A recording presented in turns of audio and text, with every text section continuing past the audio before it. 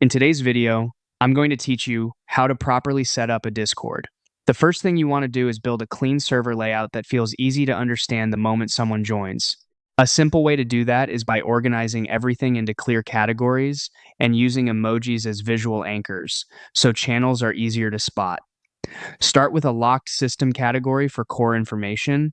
Inside that, create a rules channel as a read-only space for community guidelines, an announcements channel for official updates, and a welcome channel for automated join messages. Then add a text channels category with a general chat for everyday conversation, a bot commands channel to keep automation and command spam out of general, and a media channel for photos, videos, and creative sharing. After that, create a voice channels category with a lounge for casual hangouts and an AFK channel for inactive users. Next, set up your roles and permissions carefully by going into server settings and then roles. This is one of the most important parts of protecting your server.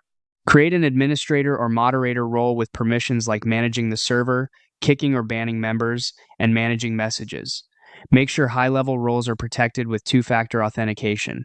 Create a separate role for bots so integrations stay organized, and only give bot accounts administrator access if it is truly necessary. Add a verified member role as your standard role for trusted users, with basic permissions like sending messages, adding reactions, and attaching files. For the default everyone role, disable risky permissions like mentioning everyone, changing nicknames, and managing messages.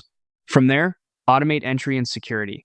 Go to server settings and then safety setup, and choose a verification level such as medium or high to reduce spam and bot abuse. Add a verification bot and set up a verified channel where new users complete a button press or CAPTCHA before receiving the verified member role and unlocking the rest of the server. Finally, connect your notifications and integrations. In server settings under Overview, set the welcome channel so join messages appear automatically. Then use a bot to link platforms like YouTube or Twitch, so uploads and live streams are posted directly into your announcements channel right away.